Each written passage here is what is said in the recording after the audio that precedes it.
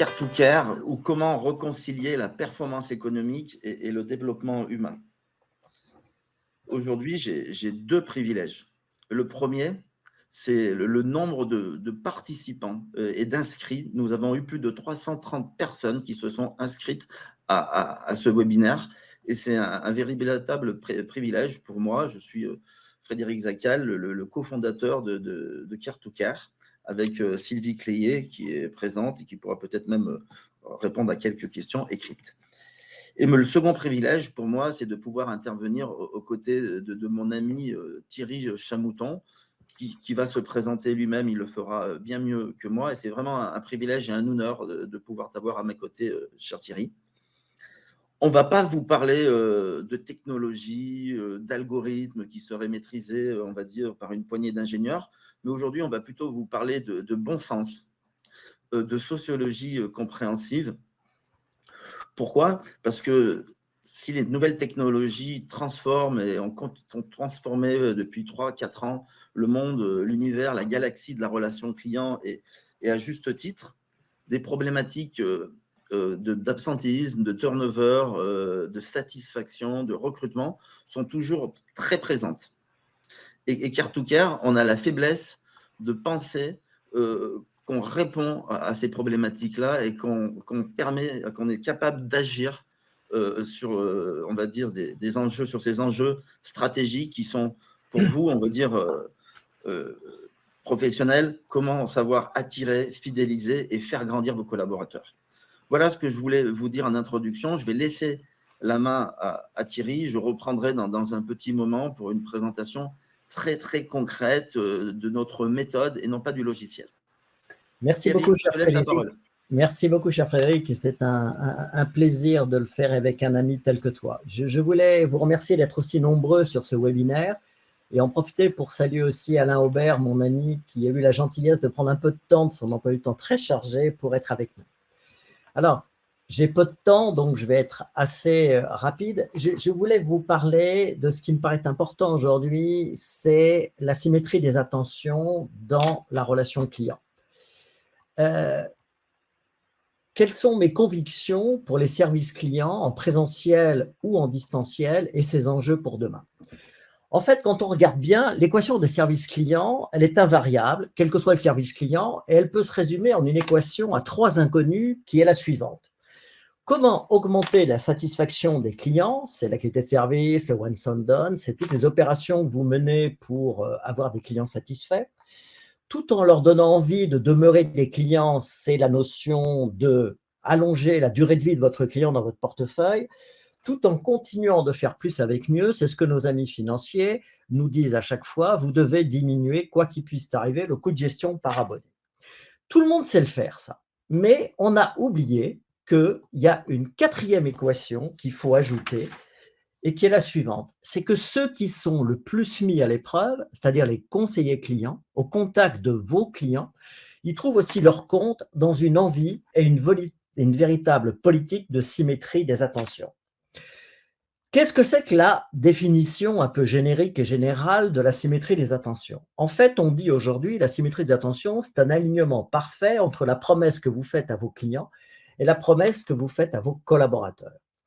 Ma conviction, elle est qu'aujourd'hui, après la crise de la Covid, après la modification des organisations et notamment l'arrivée massive du télétravail dans vos entreprises, l'équation s'est déplacée du côté du conseiller client parce que vous ne pouvez plus offrir aujourd'hui à vos clients ce que vous êtes incapable d'offrir à vos collaborateurs. Il faut donc que vous soyez extrêmement attentif au bien-être de vos collaborateurs dans vos entreprises. Et pourquoi? Pour une raison assez simple, c'est qu'une règle d'or de la relation client, c'est que des collaborateurs heureux font des clients heureux, mais l'inverse n'est en revanche pas toujours vrai. C'est donc votre intérêt de faire attention à vos collaborateurs, de faire en sorte qu'ils soient bien dans l'entreprise dans laquelle ils sont. C'est ce que j'appelle, moi, de l'altruisme rationnel. C'est votre intérêt de procéder ainsi. Je voulais ajouter aussi dans ce webinaire, puisqu'on est entre nous, une règle d'or du management. La règle d'or du management, c'est une chose qui ne se délègue jamais, c'est l'exemple. Et là encore, c'est votre intérêt de procéder ainsi. Parce que le manager est le modèle comportemental du conseiller client. Et son conseiller client se comporte avec son client comme son manager se comporte avec lui. En outre, n'oubliez jamais qu'un salarié sur deux ne quitte jamais son emploi ou son entreprise. Non, non, non, il quitte son manager. Et quand vous savez que le coût du turnover est égal au minimum à 20% d'un an de salaire, vous avez compris pourquoi vous devez faire attention à ce que vos collaborateurs se sentent bien avec vous et dans votre entreprise. Après, puisqu'on est entre nous sur ce webinaire, je voulais vous livrer 2 règles d'argent. La première règle d'argent du management, c'est que tout objectif flou conduit irrémédiablement à une connerie précise. Et puis la deuxième règle d'argent, la louange se fait en public et le blâme se fait en privé. C'est extrêmement important, vous ne pouvez pas humilier vos collaborateurs sur les plateaux. Pourquoi coupler l'expérience client avec celle des collaborateurs permet un engagement accru de vos équipes et une meilleure satisfaction client?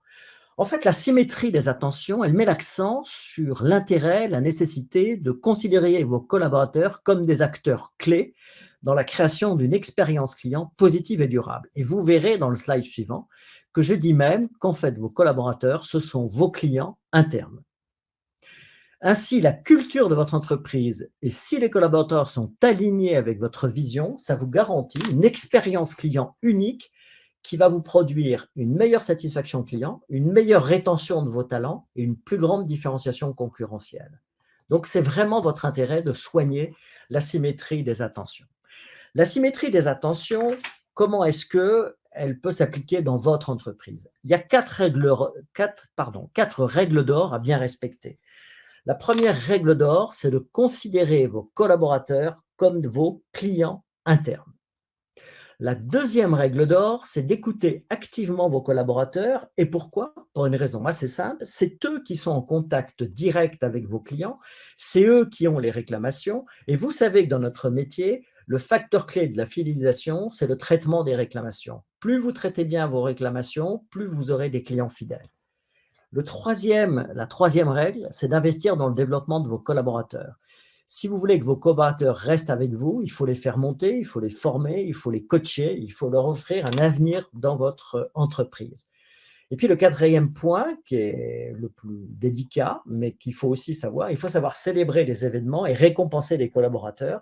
Ça n'est pas forcément que la prime, il y a la célébration des événements, il y a un certain nombre de choses extrêmement humaines qu'on peut faire pour ça.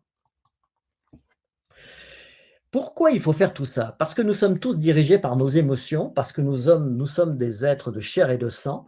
Et en fait, vous verrez que les émotions prennent souvent le contrôle des services clients. Et je vais vous donner le top 3 des émotions ressenties par un client durant son interaction avec votre service client.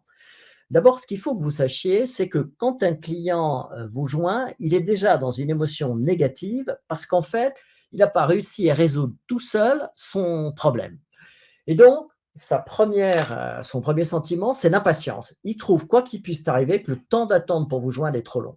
Ensuite, il a l'irritation. C'est le sentiment d'être ni compris, ni considéré par vous. Et puis la frustration, c'est qu'aucune solution efficace n'a été trouvée pour lui.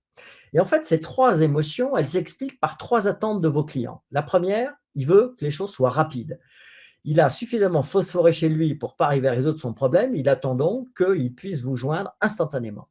La deuxième chose, puisque vous êtes meilleur que lui, il attend que vous soyez efficace, c'est-à-dire que vous ayez résolu son problème dès son premier contact. C'est ce qu'on appelle et ce qu'on mesure dans notre métier le once and done. Et enfin, l'empathie, c'est il a envie que vous reconnaissiez que son problème est un problème essentiel, important et qu'il a bien fait de vous appeler. Ce sont des choses extrêmement importantes à bien retenir. Aussi, aujourd'hui, vous devez offrir une relation client augmentée qui combine le meilleur du digital pour simplifier, personnaliser, guider les démarches complexes. C'est ce que j'appelle la valeur ajoutée. Mais aussi, vous avez besoin et surtout de l'humain pour apporter de l'authenticité, de la bienveillance, de la confiance, du lien social. C'est ce que j'appelle la chaleur ajoutée. Aucune machine ne pourra ressentir les émotions que ressent un humain. Aucune machine ne pourra vous apporter de la chaleur ajoutée. En revanche, elle vous apportera indubitablement de la valeur ajoutée par la répétition de processus complexes, rapides, efficaces et sans se tromper. J'essaie de passer le slide suivant.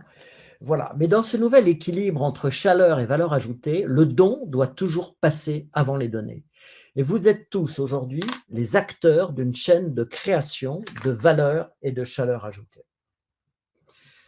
Je voulais aussi vous faire une confidence personnelle sur ce webinaire. J'ai passé 40 ans de ma vie à essayer de chercher une définition des services clients. Et grâce à des lectures, grâce aussi à la rencontre avec mon ami Frédéric, j'ai progressivement trouvé que vous êtes, pardon, des créateurs de liens utiles et fertiles. Et comment on définit ça? On définit ça par cette très jolie phrase de Saint-Exupéry qui dit: quand tu donnes, tu perçois plus que ce que tu donnes, car tu n'étais rien et tu deviens. En fait, vous faites le plus beau métier du monde parce que vous rendez service aux gens. Et rendre service aux gens, c'est donner quelque chose et c'est donc percevoir plus que ce que vous donnez, car vous n'étiez rien et vous devenez. Je voudrais donc vraiment vous convaincre que les services clients, c'est le plus beau métier du monde. Tout le monde connaît le plus vieux métier du monde, mais tout le monde a oublié le plus beau métier du monde. Je voulais, pour faire la transition avec mon ami Frédéric, il va vous expliquer pourquoi et comment le logiciel Care2Care est une réponse métier pertinente, intelligence à la problématique actuelle de la symétrie des attentions. Voilà, merci de votre attention et si vous avez des questions tout à l'heure, je y répondrai avec un plaisir non dissimulé. Mon cher Frédéric, je te laisse la main. Merci, merci beaucoup Thierry pour ce merveilleux moment. J'adore t'écouter et j'ai déjà envie de réécouter, te réécouter. Mais voilà, ça. La montée en compétence des équipes, l'ADN de Care2Care. J'ai créé avec Sylvie Clier, il y a maintenant presque 3 ans, l'entreprise pour répondre, on va dire, à ce besoin de monter en compétence des équipes. Aujourd'hui, comme je vous le disais tout à l'heure, je ne vais pas faire une présentation du logiciel. J'ai juste récupéré 2 copies d'écran pour pouvoir illustrer 1 ou 2 propos. Voilà, l'objet de ce moment, c'est de parler de la méthode, de parler de sociologie compréhensive et d'introduire les différents concepts qui guident au quotidien notre logiciel. Alors, la sociologie compréhensive, c'est quoi? C'est très simple à comprendre. C'est un pendant de la sociologie qui s'intéresse à pourquoi. Pourquoi vous êtes là? Pourquoi je suis ici? Pourquoi vous vous levez tous les matins? Pourquoi Sylvie se lève tous les matins? Et dans le logiciel, on sait répondre à 3 questions fondamentales qui permettent de valoriser le facteur humain. C'est comprendre pourquoi je bosse, comment je bosse et avec qui je bosse. Et notre logiciel, il est là pour doter les managers de proximité de nouveaux moyens de pilotage et de monter en compétence des équipes, pour leur permettre de mieux appréhender les situations complexes et de mieux savoir agir au quotidien. Parce que le manager de proximité, il est vraiment seul face à des tâches, on va dire, managériales de plus en plus complexes. Et il n'y a pas grand-chose pour l'aider. Et nous, on a cette ambition de devenir, on va dire, le standard pour la montée en compétence, on va dire, des équipes dans les centres de relations clients. Et j'avais également avec Sylvie une obsession, c'est de pouvoir mesurer le ROI du logiciel. Et je profite de remercier Ahmed Bellassène et Marketing Call Center qui m'a transmis différents KPI, différents résultats qu'on a pu obtenir chez lui et que je partagerai avec vous dans quelques minutes. Pourquoi je bosse? Les motivations profondes qui influencent la vie professionnelle des conseillers en relations clients, et pas que des conseillers. La relation au travail, de manière générale, pardon, elle a évolué et ne cesse d'évoluer. Nos parents, nos grands-parents avaient une relation au travail différente de la nôtre. Nos enfants en auront encore une autre. Et aujourd'hui, il est important de comprendre le pourquoi je bosse de chacun. Et ce métier de relation client, c'est un métier qui n'existe pas dans l'imaginaire collectif. Quand on est petit, personne ne se dit moi, je veux être conseiller en relation client. Et on rentre dans ce métier de 3 manières. Très souvent, on rentre dans ce métier par contrainte. Ici ou ailleurs, il faut bien que je travaille. J'attends, voilà, je n'ai pas le choix, ça va être alimentaire. J'attends un cadre de travail et je vais faire ce qu'on me dit de faire. La deuxième manière de rentrer dans ce métier, c'est par hasard. J'ai vu une annonce, on m'a coopté, mon conseiller, ma conseillère Pôle emploi m'a invité à contacter telle entreprise. Et la troisième manière de rentrer dans ce métier, c'est par opportunité. Je n'ai pas forcément un long CV, mais là, j'ai l'opportunité de rentrer dans une grande entreprise. Et ce que je souhaite vous faire toucher du doigt ou plutôt de l'écran, c'est que la manière dont on rentre dans une entreprise, on va dire, conditionne beaucoup de choses et elle conditionne notamment le comment je bosse. Et aujourd'hui, il est stratégique, important de comprendre le comment je bosse, c'est-à-dire de pouvoir identifier le sens du travail de chacun.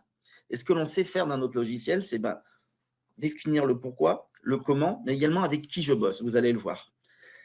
Et on définit, et jusqu'à maintenant, et ce que je ne vous ai pas dit, et je vous prie de m'en excuser, à chaque fois qu'on fait des démonstrations du logiciel, les gens nous disent, mais ce que vous avez fait, ce que vous avez inventé, ça n'existe pas. Et on en est particulièrement fiers. Et définir les profils professionnels à travers un questionnaire. Et je vous disais, les personnes qui ont travaillé sur les plateaux téléphoniques reconnaissent parfaitement et rapidement ces profils, mais ces profils, on peut également les voir dans d'autres secteurs d'activité. Eh ben, dans notre logiciel, il y a 4 profils avec un majeur et un mineur. Je vais vous les citer. Le profil 1, c'est le procédurier. C'est le collaborateur qui est rentré chez vous, comme il serait rentré chez votre voisin.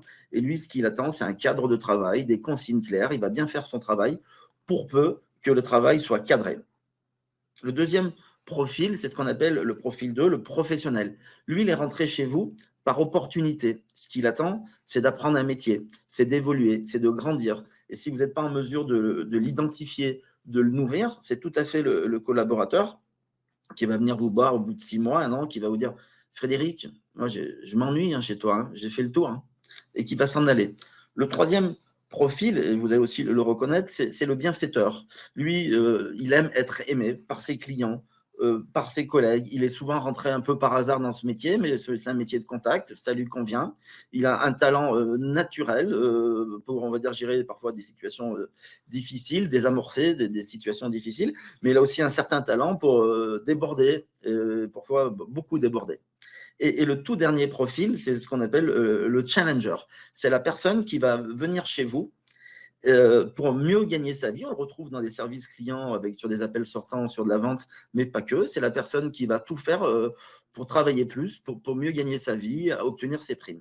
Et de nouveau, ce que je souhaite, on va dire, vous faire toucher du doigt, c'est que ces profils, eh ben, ils sont différents et qu'on doit aujourd'hui pouvoir les identifier et le manager, il doit pouvoir les connaître et les comprendre.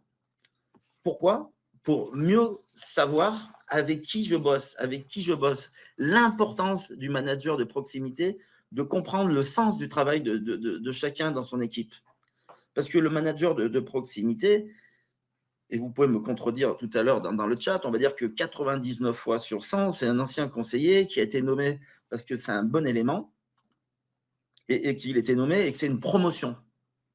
Et cette promotion, elle vise souvent à le fidéliser. Et ce n'est pas forcément une compétence. Et il y a beaucoup de personnes qui se retrouvent du jour au lendemain à devoir, on va dire, manager une équipe d'une dizaine, d'une douzaine de personnes, c'est-à-dire une petite PME déjà, et qui ne sont pas préparées. Et qui ne savent pas forcément agir, parce que lui aussi, il a son propre profil professionnel. Et son profil professionnel, si vous me permettez, c'est sa langue maternelle. Il la parle et il la maîtrise parfaitement. Et les autres profils, pour lui, c'est un peu des langues étrangères. Et il ne sait pas forcément, on va dire, agir avec des collaborateurs qui ne parlent pas la même langue que lui. Et là, il a tendance à se mettre rapidement en mode exécution, contrôle. Et on voit bien que les modèles de management existants, ils ont atteint leurs limites. Parce qu'aujourd'hui, le turnover, l'absentéisme se portent encore trop bien dans le monde de la relation client. Et il faut agir, il faut faire des choses autrement. Et nous, Car2Car, on est convaincus que ça passe notamment par l'évolution des postures managériales et que ce poste de superviseur, qui est souvent entre le marteau et l'enclume, il est stratégique, mais qu'il n'est pas suffisamment reconnu et valorisé à juste titre. Et nous, on a créé Car2Car pour vraiment être l'outil des managers de proximité. Je souhaite illustrer mes propos et attendez, le slide est là, pardon. Comment faire autrement pour lier montée en compétences, performance et qualité? Tout à l'heure, je vous ai dit que vous allez avoir 2 copies d'écran du logiciel. En voici une. Ici, Car2Car fait des évaluations comme les outils traditionnels, si vous me permettez, de quality monitoring. Mais on ne s'arrête pas là. Là, j'ai juste illustré à travers un critère, apporte une réponse exacte, complète et conforme au process. Dans le cadre de la démo, on a pris une grille NF, mais bien entendu, chez nos clients, on travaille avec leur propre grille et on les accompagne également sur des missions de conseil quand c'est nécessaire pour l'élaboration des grilles ou on va dire l'amélioration de leur grille quand ils en ont besoin. Et là, vous voyez fait, non fait, partiellement fait. Et très souvent, les outils traditionnels s'arrêtent là et le superviseur, ben, il est seul. Hein. Ben, il a Frédéric, tu n'as pas bien fait les choses, ça fait 3 fois que je te le dis. Et ben, nous, dessous, ce que vous voyez, analyse, conseil. Si ce conseiller n'apporte pas une bonne réponse, c'est certainement dans le cadre d'appel, les procédures et process sont rédigés, expliqués de manière très succincte.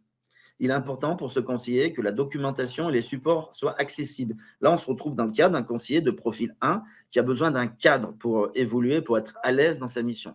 Et là, on va apporter sur ce critère-là et dans cet exemple-là, un conseil. Nous vous recommandons les actions suivantes.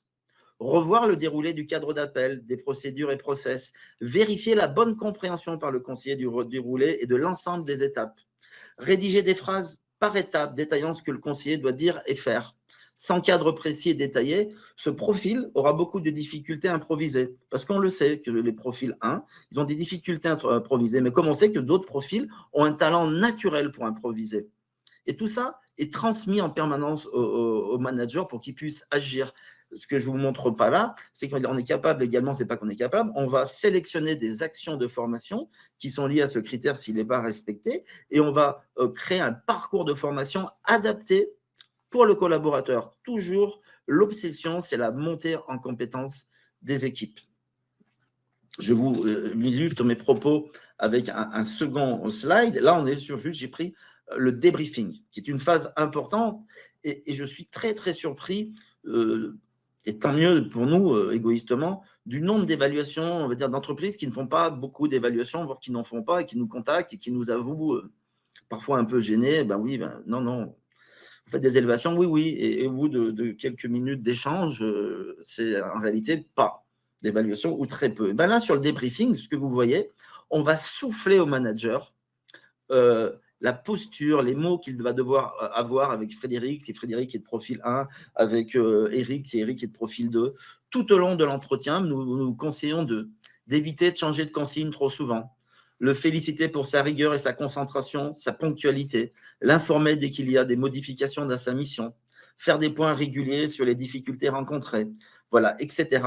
Bien entendu, les phrases qui sont ici, je ne sais pas si vous voyez ma souris, sont propres à des profils et il y a plusieurs phrases, là c'est une simple copie d'écran. Si on avait un profil professionnel, eh ben, on aurait encouragé Frédéric, sa capacité à évoluer dans l'entreprise. Et ce que l'on recherche, c'est de passer d'un mode de management de contrôle et d'exigence à un mode de management de reconnaissance et de valorisation des collaborateurs pour ce qu'ils sont, parce que tous les profils professionnels ont leur place dans l'entreprise. C'est quelqu'un qui est rigoureux, et ben, on en a besoin dans l'équipe. Il faut le féliciter et le reconnaître pour sa capacité et pour sa rigueur de travail. Quelqu'un qui souhaite évoluer dans l'entreprise, il faut l'encourager. L'idée, c'est que la personne, qui rentre chez elle le soir, elle se dise, mon manager, il me reconnaît. On aime tous être reconnus. Et particulièrement dans le monde du travail. Dessous, c'est juste un petit aperçu. Vous voyez ses attentes managériales, sa vision du métier, son profil professionnel. En permanence, on nourrit le manager pour qu'il sache qui il a en face de lui, qu'est-ce qui est important et comment il doit agir. Voilà, ça, c'était des notions que je souhaitais partager avec vous.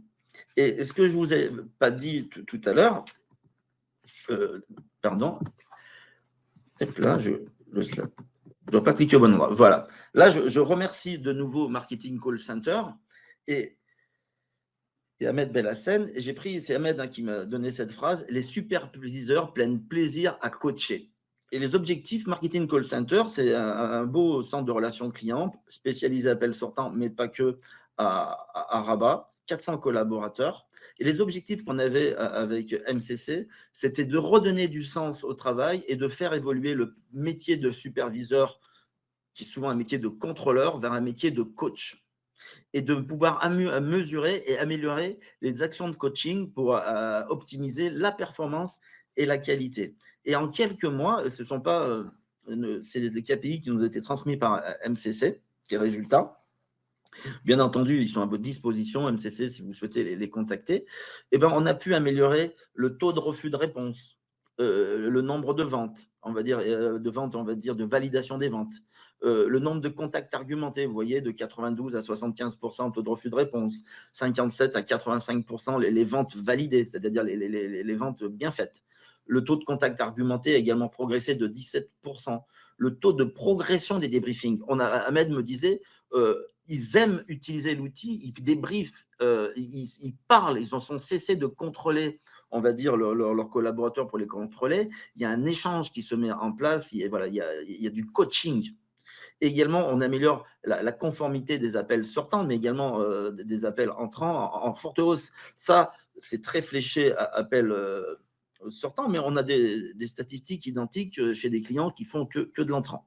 C'est important, je souhaitais le préciser. Et tout à l'heure, je vous disais, nos clients, souvent, nos prospects nous disent bah, le logiciel que vous avez inventé, ça n'existe pas, j'ai jamais vu ça ailleurs.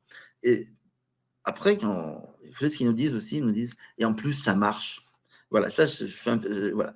On en est très, très fiers avec Sylvie Cléier.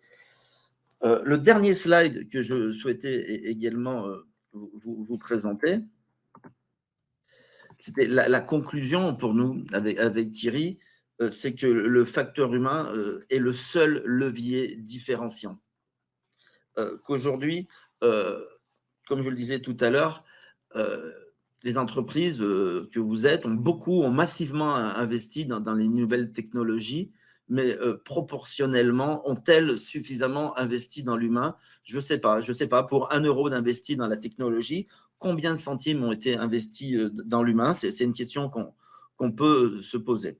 En tout cas, voilà, nous, on se lève tous les jours pour le facteur humain. Et quand j'ai rencontré Thierry, la baseline de Care2Care que vous voyez ici, le facteur humain, c'était pas écrit comme ça, c'était écrit TCH, Advisory. Je me dis, bah, Thierry, Chamouton, H, humain, je dis, bon, ça sonne pas très bien. Et ben Thierry, c'est toujours choisir l'humain.